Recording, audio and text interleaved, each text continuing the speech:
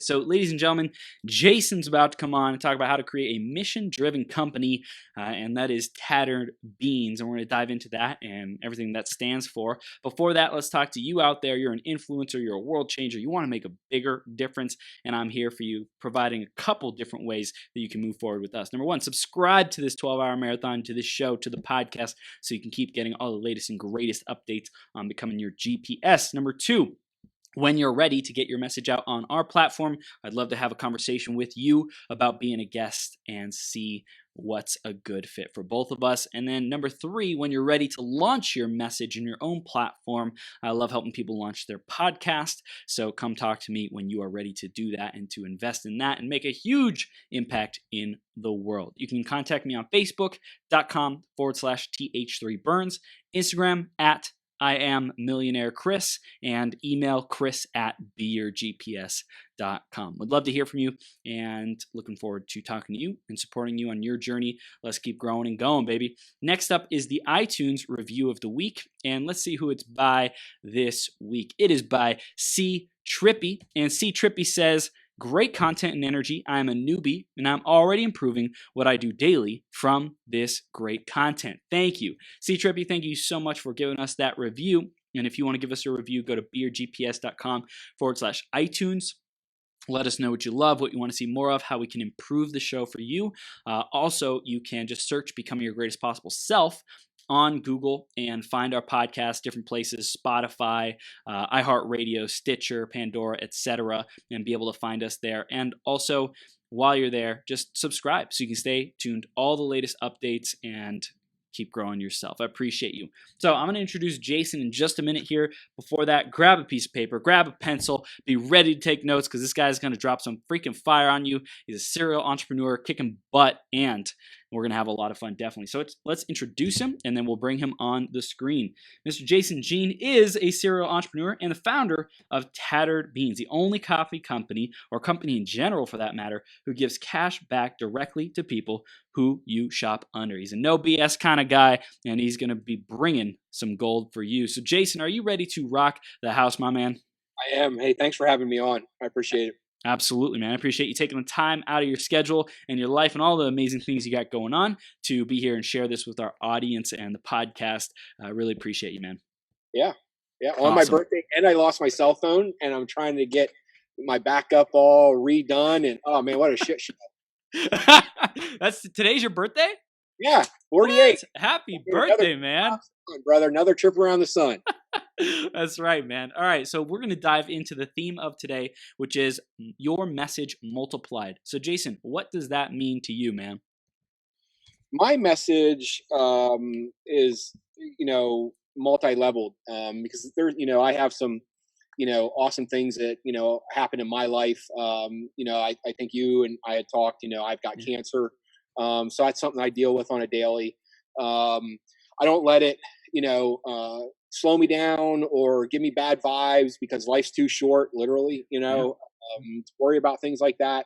You gotta, keep chugging along, keep living your dreams, keep doing new stuff, and if you have that entrepreneurial side, you will, you're not going to lay in bed and, feel all sorry for yourself. Right. And then I think, I'm a new grandfather, 7 months, dude, congrats. So that's cool. And I, so I use these positive situations in my life that, can benefit not only myself, but, the people around me. Yeah. And I think, Tattered Beans was started because when I was diagnosed with cancer. So I wanted to do something completely different because listen, every market's flooded with whatever business it is, Right. So I needed to think outside the box and say, okay, I don't want to be a 501c3, a nonprofit, because I think those are, the majority of them are completely full of crap. And so how can I be a for-profit company, but always give back more than what I'm taking?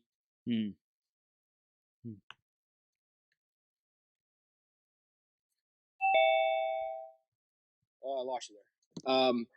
And so, can you hear me? Yep. For profit, always give back more than taking in. Yeah. So I wanted to, do something completely different. And so, I launched Tattered Beans, and the complete concept is as you can see, and I've told your listeners, it's the veterans, active duty members, and first responders put a profile on the website, and then it's free. It doesn't cost them anything. They don't have to buy any coffee. They don't have to do anything. But what I tell them is like, I have made you a small entrepreneur. Hmm. So you can make as much money for as little money as you want. So Yeah. it's all up to you. You go give out your free link to all your friends and get them to share, and your parents to share, and your sisters and brothers, and then have your little sister. Her daughter is in soccer and they're having a fundraiser. So instead of using candy, use your link for coffee, and you can sit back and I give you every option to make as much money as you want to work hard to get. And there you go. Beautiful. I love it. I love it. So you're really taking the aspect of giving the power to the people to multiply their own message. It's like saying, hey, here's the structure, here's the vehicle. It's up to you how much or how little you want to invest into it to be able to create that financial return on investment. Exactly. From a business standpoint, for all the listeners, and I break balls all the time, is you look at the multi-level marketing crap that's out there. So I have all these friends on Facebook that are like, oh, hey, buy saran wrap, wrap it around your belly and you lose weight, and those people had to go and invest hundreds and hundreds of dollars. Right. And they're going to lose it. 100% you're going to lose it. You're going to have a closet full of crap. So I took that mentality and said, okay, how can I get the person who wants to make a little bit extra money? Because that's ultimately what those guys are doing. Right.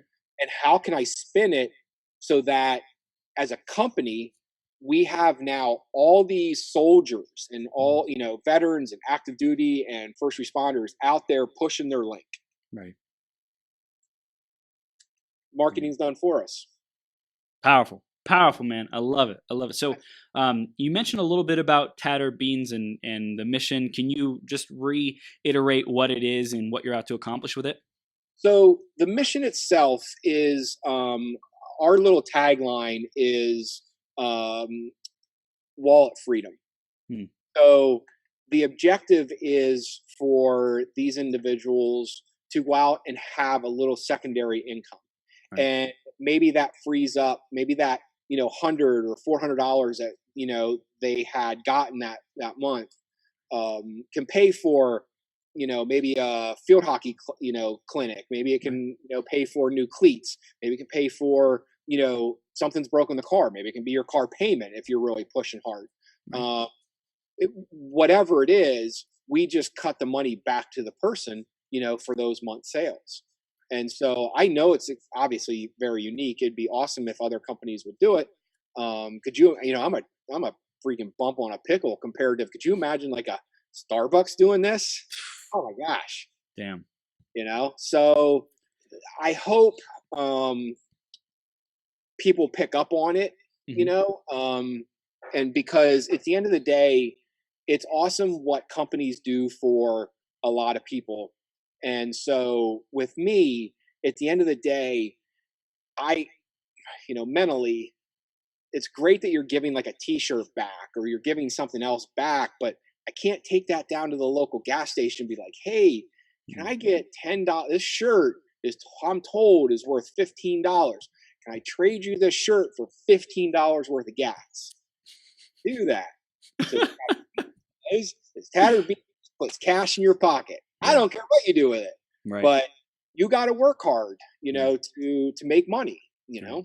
And it's not points. It's not, like something you got to cash in for like some ratio or some nonsense like that. It's just straight cash. And that's awesome, man. It's nonsense. Yeah. I mean, my gosh, I've been going to Dick's Sporting Goods for God knows how long. And I've been using the same number. And I just went there with my daughter before she went back to college. She got some shorts and the girl said, asked for my number. And I said, hey, I've been coming here for like 15 years, that number. I get anything free? And I have like a, one, you can see I'm very tattooed. I'm a bigger than usual individual. And but I always have a smile and I'm laughing. And so I'm just being sort of a smart ass to the girl. And she goes, no, you don't have anything that, I said, no, I knew I wouldn't, but I was just, Seeing if anything changed in the last like 6 months. anything you want to throw me like a t-shirt, like tens of thousands of dollars here. Oh my gosh. So we eliminate, Chris, and to all your listeners, we eliminate all that. Yeah. It's now it's very hard to track. I mean, that's probably been one of our biggest issues is the program that we use, because it's more of a shopping cart type thing. Right. Their back end isn't, super great compared to a custom back end. Right. So it takes us about 2 weeks, to tally everybody. We get so many sales, we got to tally all the sales, and when it came to different companies, as long as I was able to talk to that person or that owner, we would generally work something out. Unless that person's a complete jerk, again, every problem has a solution. You just got to want to get to that, to get to it. Right. Some people are more wealthy and don't care. And so they just like come down with the hammer and they go on to the next. And what I found and what I mentor people the most is that you're going to have these losses, maybe not at my level, but you're going to it's going to take you years to build yourself up. There is no easy, quick, besides drugs and the adult entertainment, like there's no quick buck. Right. So you're going to have to build yourself up. And as you're doing that, you're going to go a step forward and you're going to take 5 back. It's how you respond. And so many, these people on Instagram, I hate Instagram, but so many people on Instagram, like now all of a sudden they're full, there are these, they can't even afford I'm not going to get into it, but so many people now all of a sudden are, pitching like, life's perspective, and it's like, what the hell perspective have you gone through? Hey, live at your mom's house, you got this, it's great that you started this little tiny business, but what are you putting in? And so there's a lot of questions that, have to be answered. So when they take these 5 steps back, do they have it in them to be able to wake up the next day and just keep going? Do the grind, the grind. Like everybody does the grind every day. And I think it's like a title that a lot of people, it's like fancy and cool these days. It's in to be an entrepreneur, but like the experience that comes with that, and life coaches and things like that. It's like the experience that comes with that. Like what track record are you standing on, and what makes you believe that you have the ability to serve people and like help them through these kinds of challenges. And a lot of people are just coming from, well, because I want to, because I say so. Exactly. And here's the thing that cracks me up. I get all the time, because I have so many different projects going on. People will message me, DM me, and be like, oh my God, I want to work with you. I want to do something, And depending, I'll listen to their story, I'll hear them out. And then I'll be like, sure, I'll bring you on as, sweat equity. Yeah. What's that? I don't know what you mean. You ain't got you're not bringing any money to the table. So work for it. Yeah. I always give them a timeline. It's like, I'll give you 90 days. I'll see if you're going to be either successful or if you're going to be a turd. If you're going to be a turd, 90 days, then, hey, no hard feelings. I gave you a shot, but you produce, because at the end of the day, I've got to put in the cash to make things happen. Right. And so whether I'm investing in, one of the new adventures that we're doing, I know that X amount of dollars has got to go to A, B, C, and D. Who do I let in my circle then, Chris? Is it just me and this other partner? Or do I bring other people in and say, listen, you're really good at marketing. You're broke, but you're really good at marketing. So you can do sweat equity, and this is how you do it. And then I give them the same speech. It's not your success in the first 8 hours. It's the second 8. So what can you do after your daily grind? Because you got to pay your bills and you ain't got no money to invest in my company. So I'm not just going to randomly pay you, because then you're going to poop to bed. And then I'm going to be sitting there 90 days later, no further ahead. So you stay over here, you work your 9 to 5, you make your money, and then let's see what you can do in the second 8 hours. Man, so many people like, oh, I don't know, See, that's why. And see, you can tell those individuals are starting. We know within 3 years. So within 3 years, and I don't do full scale stupid business plans because it's just ink on paper. You got to follow your stuff. I do more of an type thing. So we know within 3 years we should be at X. Based on this company is going to be doing business in PA, North Carolina, Florida, Kentucky. So we can base sales off of that. And I'm super conservative this way. And so maybe your listeners, when they go into a business and they're like, I can sell 10 million t-shirts. You're going to sell 10, bro. You're going to sell 10. So they're going to be like, I'm going to start a company on Instagram and I'm going to blow up. No, you're not. You're going to pay to be on Instagram. So there's a lot of variables that these individuals don't, I've had to adapt. I'm 48 now. And, so I do need a younger individual in my journeys now. Because that person is up on the Instagrams, the Facebooks, the TikToks, what we should be doing content wise. And, whereas I'm like 48 and they tell me all the time, like, oh, you got to be talking more on Instagram. You got to be, talking to people and this and that. And it's hard for me, so I have me personally, I have these hurdles in entrepreneur that I've got to adapt to situations. Right. And it's like it brings a different part of you. It requires a different part of you. What used to work in the past, like I see businesses where you didn't necessarily have to be the face or the personality, and you like ran systems, you put people in place, and everything took care of itself. But today, like personality and brand, like people trust, they need trust to like invest in something and know who's behind the thing. And it's like, you got to be building relationships. You got to be sending messages. You got to be having conversations with people so that they feel a part of your community, a part of something bigger than just themselves. Absolutely. And that's what I admit that, so when I have my meetings, I, as an owner, will always ask, what can I do to be better? For me, it's like, I always try to say, please and thank you, because it's, well, one, it's just how it's brought up, but that goes a long way in if you own a cafe, hey, can you go please do the dishes? Don't be a jerk and be like, hey, part of your job description is doing the dishes, like, can you go do them? That's the way a lot of people run their stuff. Whereas please and thank you go a long way. And I wish more people, hell, you can't even get people to say thank you when you open the door anymore.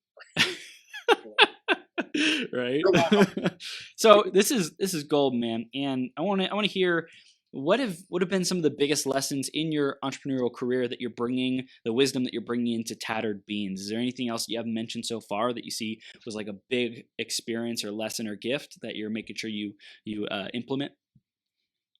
Here's probably one of the biggest setbacks new entrepreneurs will have. And I tell them all the time, the one set of people you don't rely on, friends and family.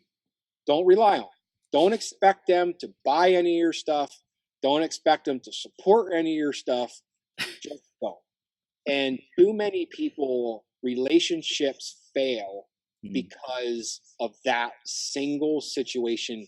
As a new entrepreneur, they're like, well, shit, my cousin Billy didn't buy anything. Billy's a jerk off. Why? Why is Billy doesn't like coffee? So why would Billy buy coffee under me?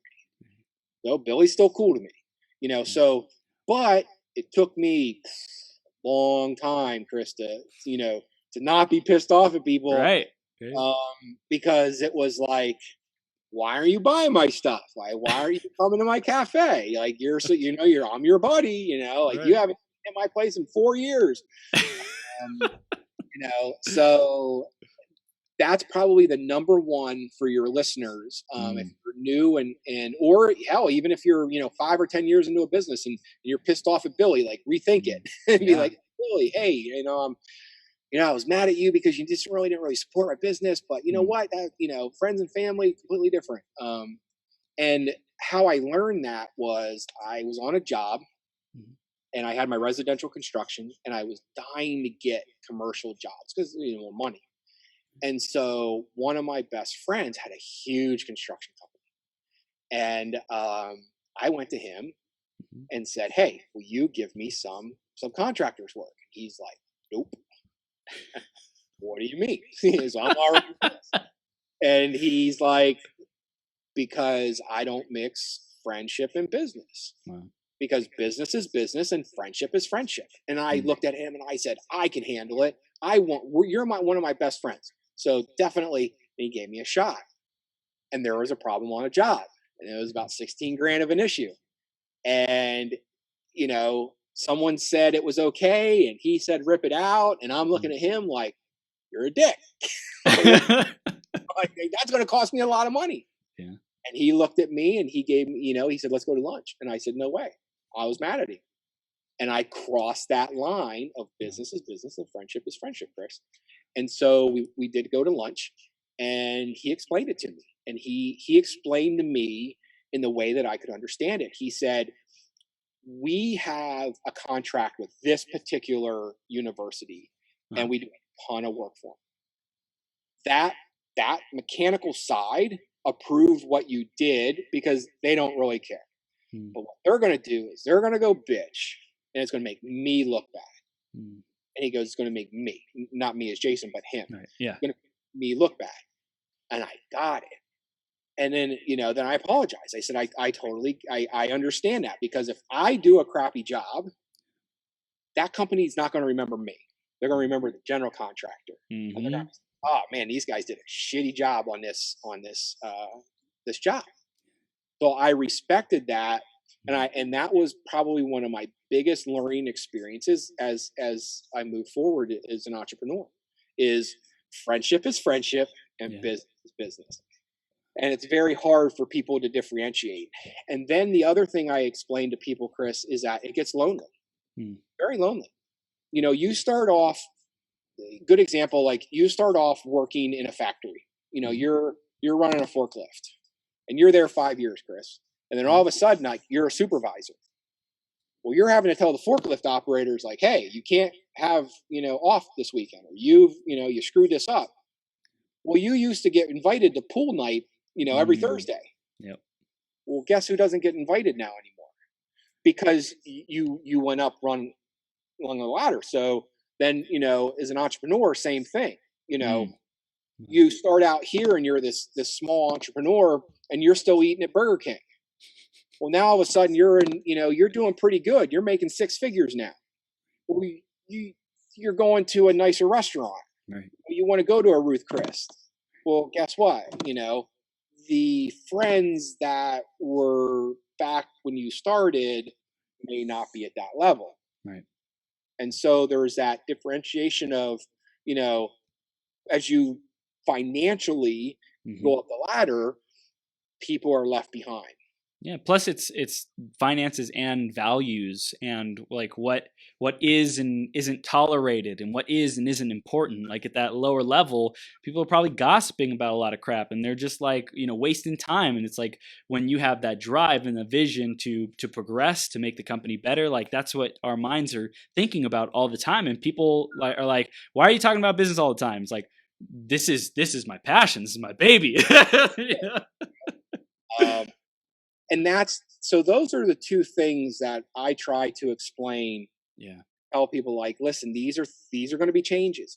Yeah. And it's no different than in life. I mean, we go through it, not even from a business standpoint, but we go through it in life. You graduate from high school, you have X amount of friends. You go to college. You don't talk to those friends all the time, except for you're home for Thanksgiving and Christmas and this and that. But now you're around all your college friends. Now you have to split your time up between high school friends and college friends over break. So now all of a sudden you graduate college. Most of your friends are now your college friends. And you still might talk to one or two from high school. And now all of a sudden you're getting married. Well, now you have a whole bunch of single friends, and you got married friends. Well, now the single friends are like, oh, I want to go to the club, and married people are like, Yeah. we're going to stay in and watch a movie. Yeah. So now we divide as a society, anyways. So from an entrepreneurial standpoint, it's the same thing. As things change in your life, you divide, and so you have to be an outgoing person and talk to other entrepreneurs and circle yourself with like-minded people. Wow, it's Too powerful, many, man. too many Powerful. people, they just forget, I want to be, I want to be back here, but I want to be up here. I'm curious, Jason, what is your opinion on, like, today there's so many personal relationships and friendships that are being built online. How do we keep that different from business, like how do we keep personal brands and personal relationships? And they say, people, it's a common phrase, people do business with those that they know, like, and trust, and so that might be considered a friend. How do you distinguish those two? That's tough because Instagram has made things so fake. It's tough to find, who's a friend, and and then are you going to, and everyone's so full of crap on Instagram and these social media platforms, and then all of a sudden you're like, do you go to, do I go to Chris and be like, hey Chris, I got this, you and I are friends now, so I got this new project, you want to put 20 grand in? And then Chris is like, one, because Chris probably is, showboating on Instagram, and making shit up. So Chris ain't got $20 to invest into something. But then there's that line. Do you cross? And so when I asked Chris, and Chris is like, I don't know. Do I be immature? Be like, Chris is a jerk, so I'm gonna mute him on Instagram. So it's taking no as a personal rejection, and I'm taking it personally. It's like business is business, not personal. Absolutely. Yeah. And so I've learned that when I get into something that I feel would benefit me or benefit other people, and I say, listen, this one is going to have an option for an investment, you can get in. I try to always keep the investments low so that if something does go south, we're only losing, 10 grand or something like that. So it's not that big of a deal. Well, I mean, 10 grand is still big a deal, but I mean, in the investing world, small potatoes. So because I do like to do things with other people, it just makes it fun, So I look at things like, okay, if I have 8 companies and I own this one 100%, and this one 80%, and this one 50-50, and this one is split up between 10 partners and we're all 10%, well, that's a lot of pies. Right. How greedy do you need to be? And hell, if you're on Instagram, oh man, you're like making it rain, you got this card, so I have a different philosophy, on money, but I've also had near-death experiences, Chris, that has caused me to rethink things, where, I shouldn't technically be sitting here talking to you. And so I reevaluated, is it the 8 digits that I want behind my name? And do I want the 5,000 square foot house and the boat and the 2 jet skis and the multiple 4-wheelers and the crotch rock and the $80,000, chopper, or do I need to be like, okay, I'm good with 7 figures, but I'm making those 7 figures, in this business and this business and this business and this business, and this one's doing me 6 figures. So I split it up, and then now I don't miss any gains. I don't miss, things as a father, or a husband. So I valued family over the dollar bill. It did. Listen, it took me from X amount of million to this amount of million, and here's why. And this is going to be me being a complete dick, is that it's hard to get people to believe in your dream. Get to do the work that you need to stay up here. Wow. that was my toughest one. So I knew I was going to take losses and this and that, and I was okay with that, because it's sometimes it's tough. It's very tough to to get people that's passionate about what you do. Damn, man. I want to dive into that since it's been one of your growth areas. What has worked for you as far as being a great leader and getting people to believe in, buy into the vision and the mission? Um, I have always tried to circle myself with great people. It didn't matter where they came from or whatever. I tried to educate them and mold them into what I felt I needed most. Hmm. So, and then I tried to have lasting relationships with those core people. Um, and that's what you need to do. And then try to subcontract as much of your other stuff so that because these other people are on the hook financially, if they're not doing the job, they're not getting paid. Right.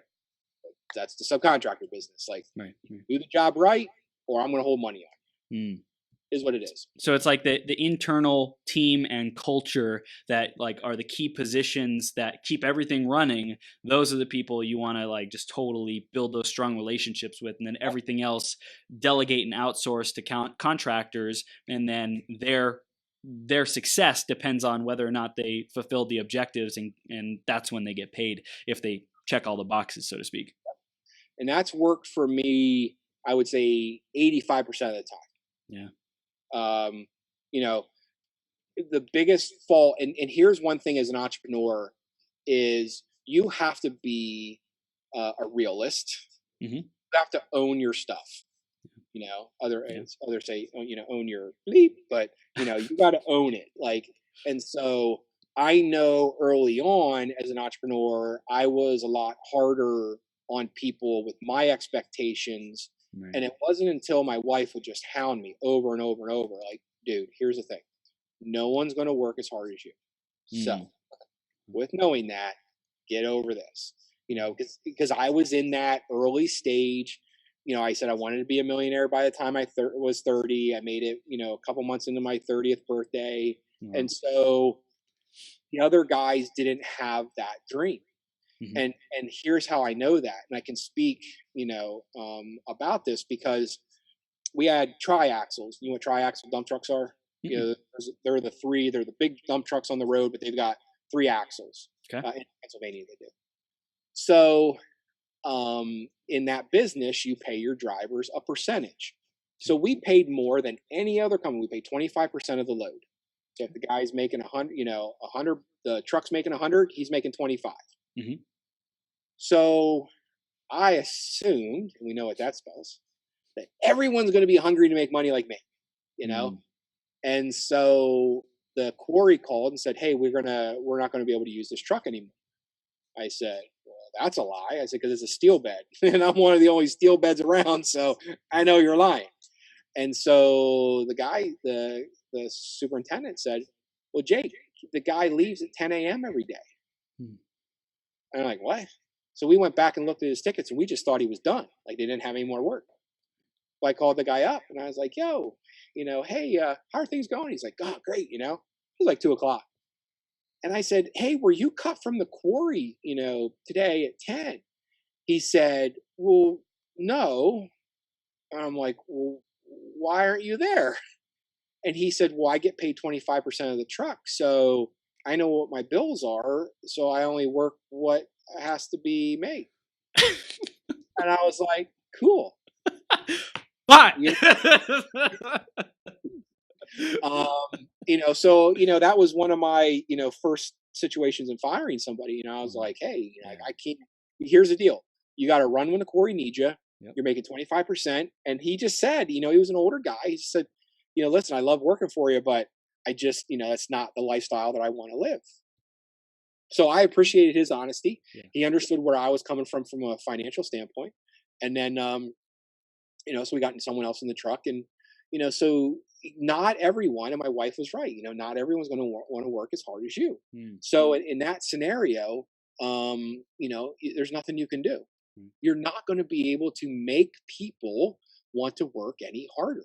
Mm. And here's Chris, and to other entrepreneurs, I've always been more relaxed on times that things were open or people's times that they work so it can benefit their family.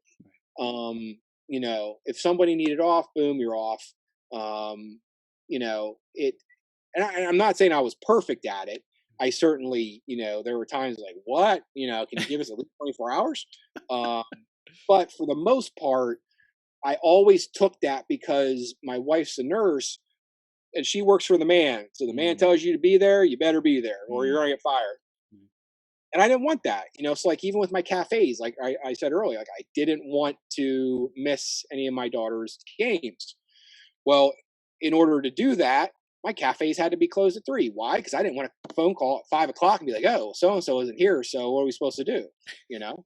So I just said I'll eliminate that problem altogether. Yeah. So it's like you intentionally designed a life and businesses, income streams that allowed you to do what was in your priorities and your highest values. Yep. Now, not everybody can do that. I mean, I had multiple income streams, so I was able to be like, oh, okay, well, I like doing this, and this really I lose my ass on it every year, so that's a good tax write off. uh, so you got to look at things. I would also, and this is probably a little bit more. Some people might think I'm egotistical when I say that, but when I would come in and I would interview people or I would come in to think, again, it's be nice, like laugh, have a good time. Like, even if it's because again, it's at the end of the day, we're making like, we'll use the cafe for we're making a $6 sandwich. Making a $6 sandwich. That person can wait. Like just send it out right. That's the biggest thing we need to do. Send it out right. Yep. And so again, it's because of my personal issues that I had gone through in life that I've taken a more chill approach. Am I going to be the next Bill Gates? Probably not. And because I'm not so like drive it down your throat and work people to death, and because I'm happy financially with what we make, that I'm good. Yeah. I have my dream car sitting in my garage. I do any business that I want. If I don't like it anymore, I shut it down. I don't care what people think. And that was another thing, that Chris, I don't know about you, but businesses that have either failed or that I had shut down over time, people would be like, "Oh my God, it failed," and I'm like, "Yeah, so like shit happens. Like it was open for 2 years. You never came. So what? You wouldn't know." But in those situations, you have to be a stone and just let things just like a drop just go off. Because so many people and Chris, like I said, you life coach a lot of people and mentor them, and so there's and they say this all the time, I'm so afraid to fail. That's one reason why so many people don't get into business. I'm too afraid to fail. Who gives a shit? Well, my friends and family. Who cares?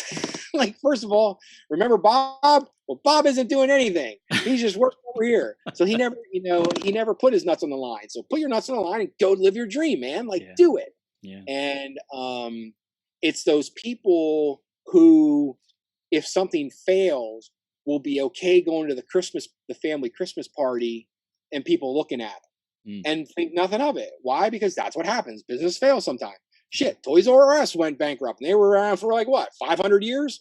Like, like it happens. Yeah. Do you think people that at that level care? No. I mean, shit, look at our politicians. They don't care what they say and they still hang around a whole bunch of people. Yeah.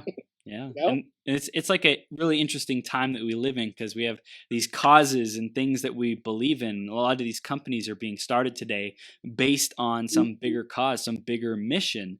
And it's like to fail at that, it can really tie into somebody's self-worth and their identity. And so I think it's what you've really gotten perspective on is like, just, hey, you're going to take your beatings, you're going to take your licks, you're going to fail, and don't attach so much significance to it and like make it mean all this crap and shame and guilt and regret and all this kind of stuff, but rather objectively zoom out, which I think business is what a great training to be objective and to not be emotional. Because, when people are making emotional decisions, like working with friends and family and all that kind of stuff, then that's when business can go haywire, so to speak, go off the track. But if you're looking at it from a logical perspective, reflecting, really thinking about it, the long-term analysis, like that's when good business decisions are made.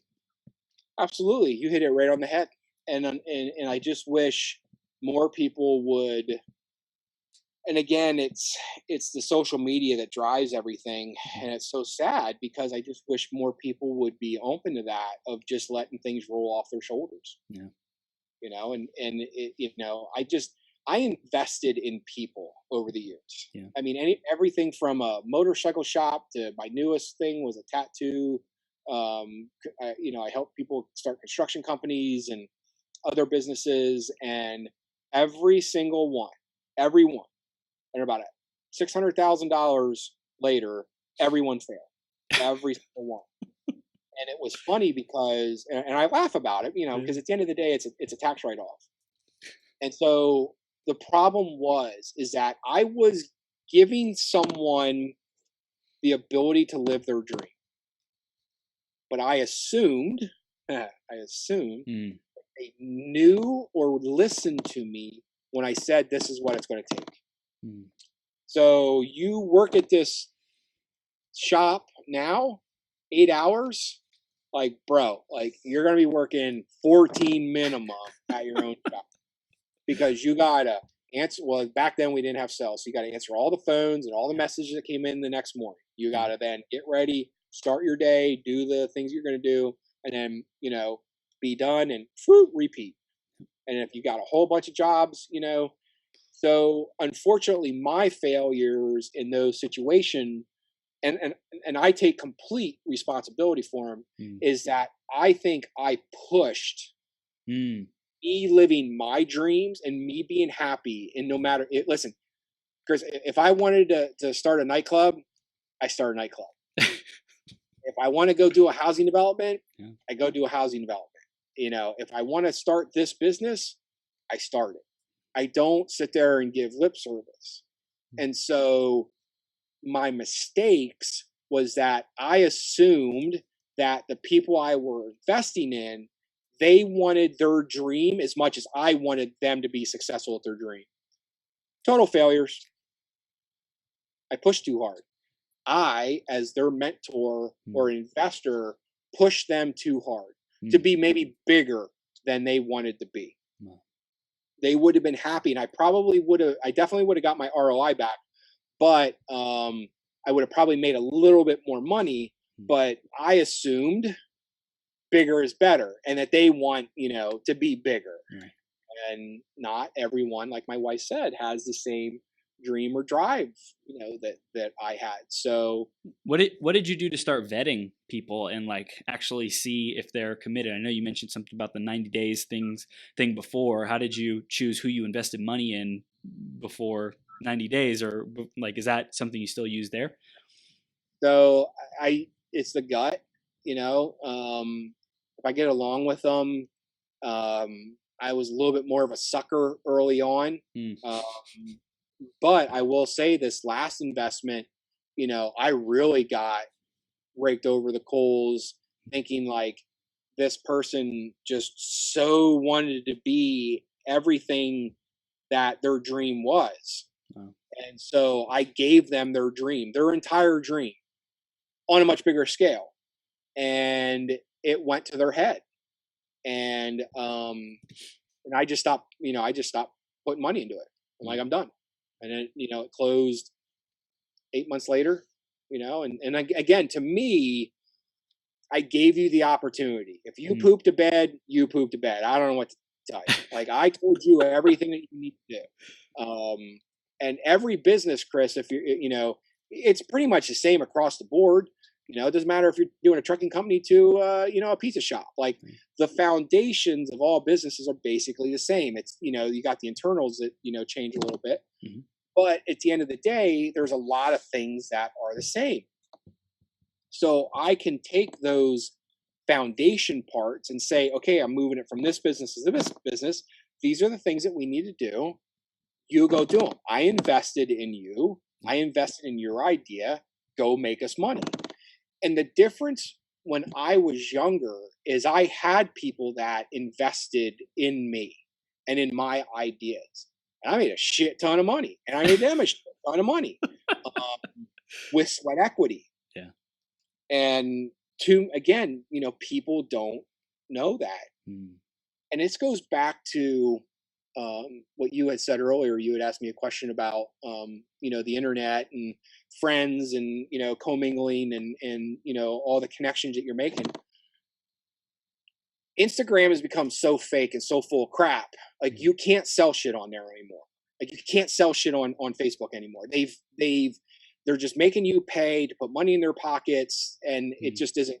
So what I tell people when I mentor now is I said, everything in life comes full circle, right? Genes, life, just everything comes full circle eventually. Right.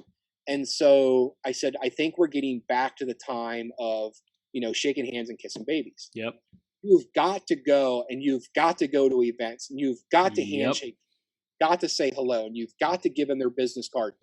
This invisible, like, oh, well, I've got 10,000 followers, or I got 500 over here.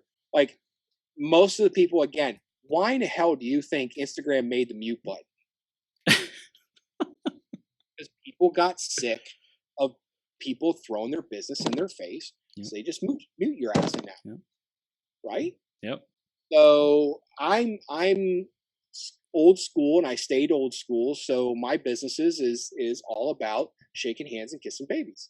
Get out, introduce, get to know me personally. And I get so many more followers than hashtags and all that crap. Yeah.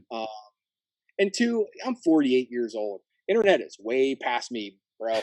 So, I mean, people aren't giving a shit if I'm putting a filter on my picture or I'm showing my dogs. Like, if I don't interest people, they're not going to stay around, or they're going to mute me or whatever. And so be it. At the end of the day, I would say 95% of the people that follow me, they don't pay my bills. They're not buying something from me. They're not clicking Tattered Beans. They're not helping a vet.